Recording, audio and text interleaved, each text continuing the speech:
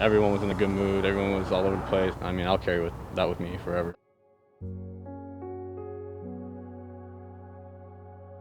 So I ran inside. I got my sister. We got out of the house, and that's when like the first explosion went off.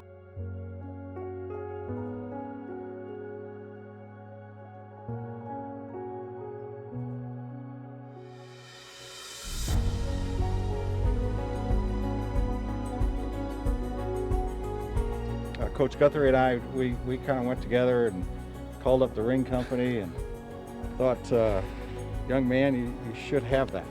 I'm so grateful, that I had people like this in my life. Didn't think I'd get to see it again, and I'm not gonna let it go.